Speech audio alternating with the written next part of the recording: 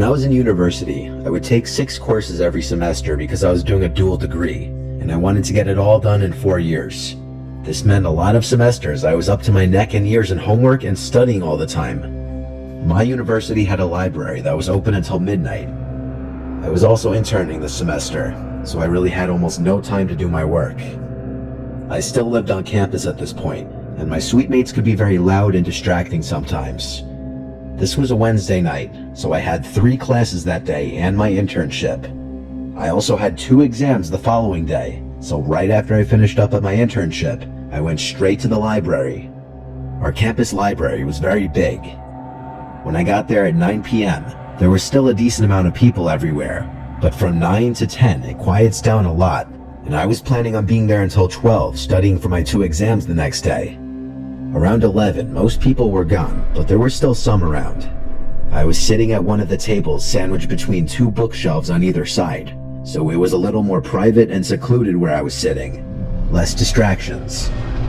By 11 o'clock, some guy who looked to be in his upper 20s came into the section and passed one of the multiple empty tables and came to mine, where he sat down diagonally across from me at the table. I looked up, and he looked back at me and smiled as he was setting his books down. I looked back down and just tried to focus on my studying, and not wonder too much why he decided to sit at my table. I was going through the slides to study on my laptop, when the guy at my table said "excuse me," then asked me if I by chance was taking a specific economics course. I politely told him no, sorry, hoping that would be the end of it. But then he started explaining why he asked that, because his quote-unquote professor is a bitch and gives pop quizzes every day.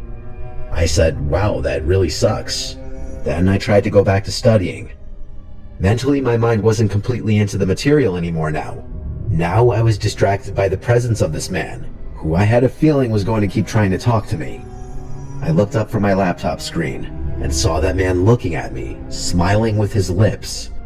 I looked back down at my laptop, contemplating getting up and moving elsewhere, or just leaving. He then asked my name. I made up a name and said Chelsea. He said, "You have such blue eyes, Chelsea."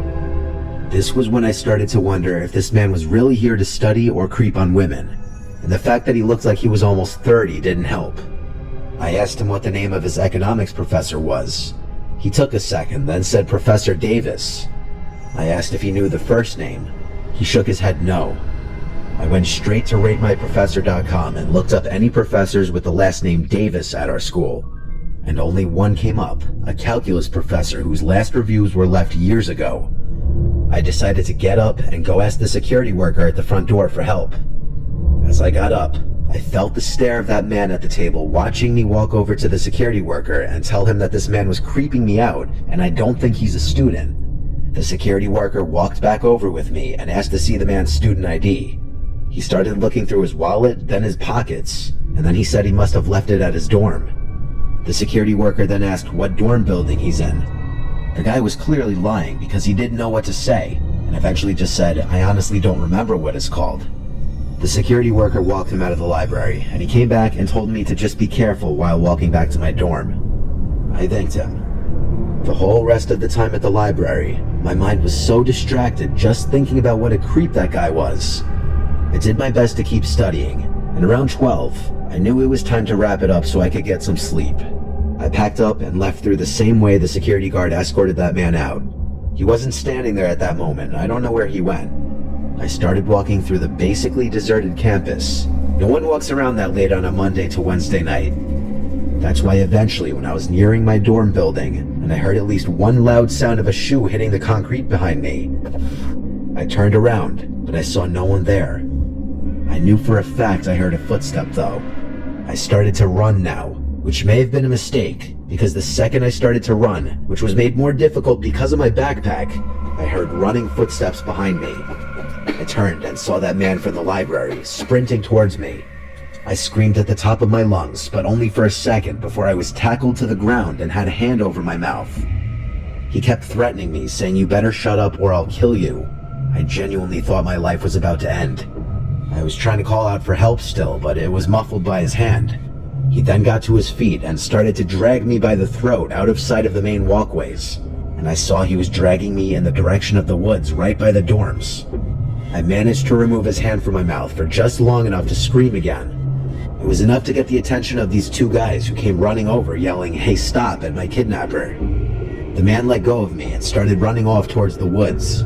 The two guys came over to me, and I'm sure they were asking me if I was okay and whatnot. But I blocked all noise out for a few moments, and I was in total shock. I completely let my emotions out and started bawling my eyes out. The two guys called university police, and I did my best to keep myself together and explain. We went to the library to ask the security worker for his description of the man as well. It matched my description of the man. The police were also able to use the footage from the library cameras to get a clear picture of the man's face. The picture was sent out to all students' phones and emails and the school website, and that same night, there was an anonymous tip that the man was at a late-night dive bar down the road from the school. The police arrived to the bar and arrested him. The level of trauma this induced on me was incredible. I can't even imagine the trauma for those who weren't as lucky as me in situations like this.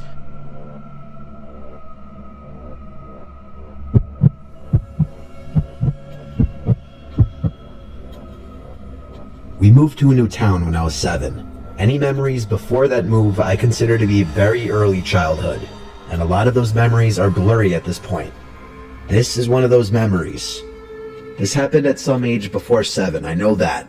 If I had to guess, I was 5, maybe 6.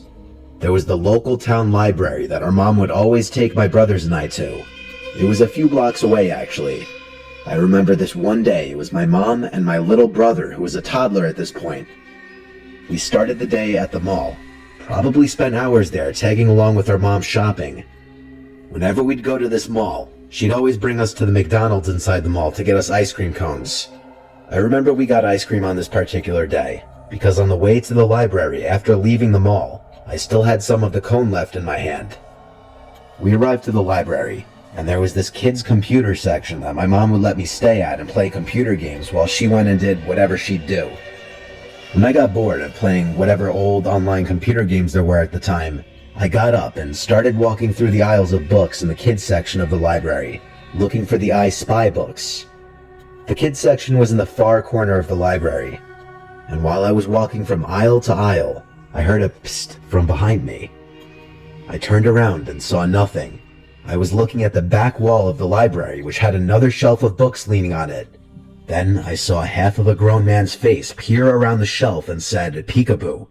I remember laughing and feeling no sense of danger. He did it again.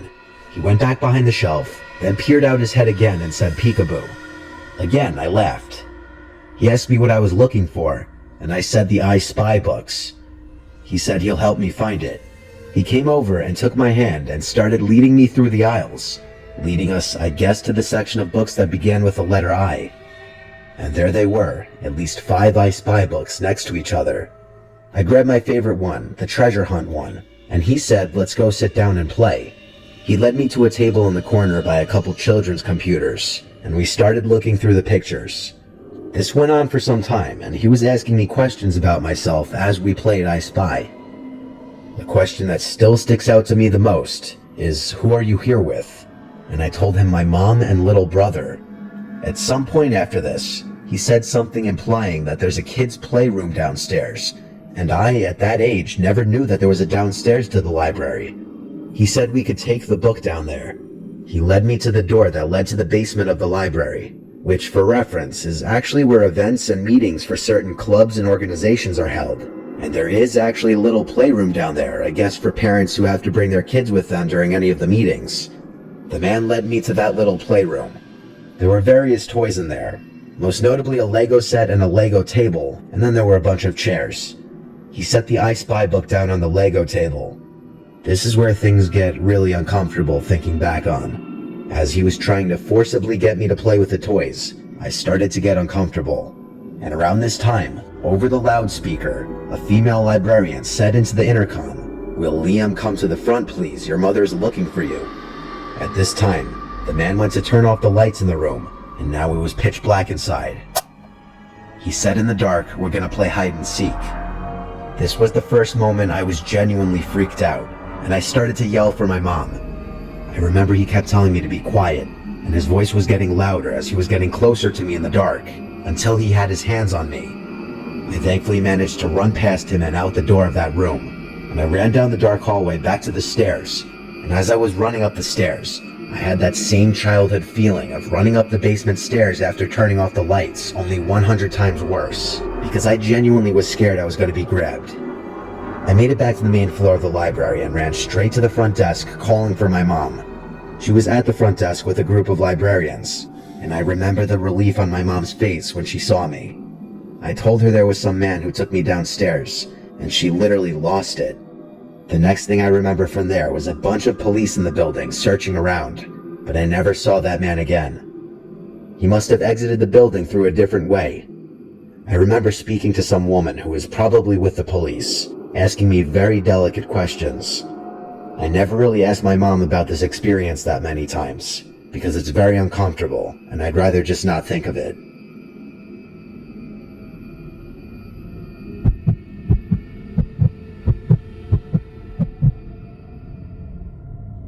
I used to work at the local public library when I was in my early 20s. I'd work the night shifts as my second job at least 3 times a week after my first job. I'd get there at 6 and would work till closing time at 9. I would also be the one to lock up the place after closing, but I wouldn't just leave right after the library would close. I'd have to shut off all the computers, do some cleaning and organizing, stock the shelves with all the returned books and DVDs from the day, take out the garbage, and only then could I leave. It was a Friday night, approaching closing time. Most of the other library staff was gone already. It was just myself and one of the female librarians left. I had made a couple last call announcements to the remaining library patrons, alerting them that the library would be closing soon. I was already cleaning up the place, trying to finish up early so I could leave and just start my weekend. The only other employee still there said goodbye to me as soon as the clock struck 9 o'clock.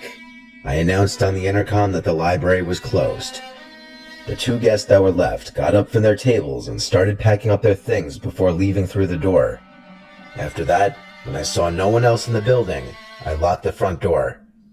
I proceeded to start fixing all the chairs to be neatly tucked under their tables. Then I started emptying all the garbage cans, and when it was time to bring them outside to the dumpster on the side, I unlocked the front door again and brought them out.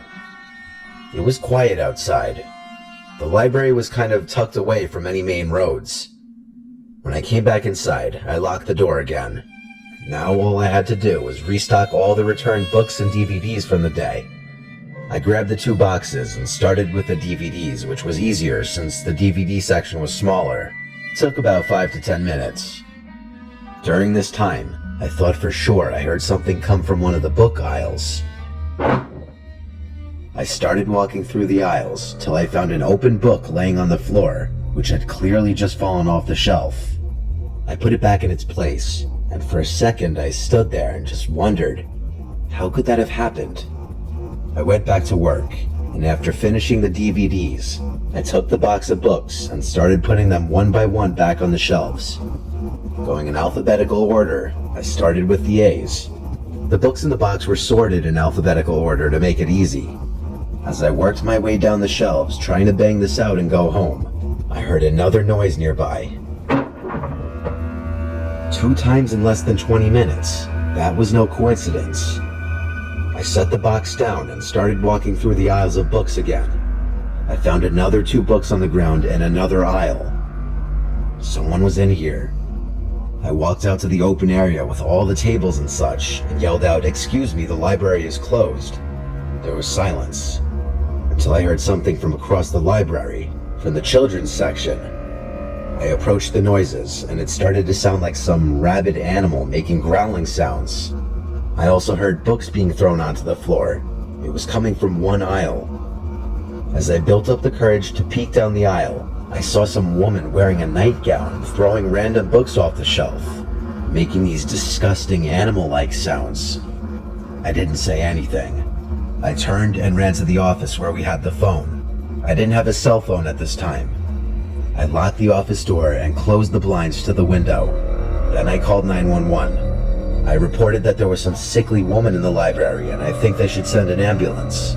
They asked if I had approached the woman, and I said no, she looked like she could be dangerous. When the operator asked me if the woman was still in the same spot, I opened the blinds, and and I screamed because that woman was right on the other side of the glass, looking in. Her pupils were so big that she looked demonic. I said to the operator, "She's right outside the office." The woman started to bang on the glass, screaming gibberish. She tried opening the door, and when it didn't open, she turned around and sat on a chair facing the office. The operator asked me to keep the blind open and watch her. The woman was wobbly as she sat down, so I noted she was definitely high out of her mind. 2 police cars and an ambulance showed up to the library. The woman was put in handcuffs because she tried fighting the police officers, but nothing she was saying made any sense. She was put in the back of an ambulance and was taken away. I never found out what the hell she was on. I don't know how she got inside. Maybe while I was taking the garbage out, or maybe she was inside before I even locked the place up. Either way, it definitely made being in the library alone after closing pretty unsettling from there on out.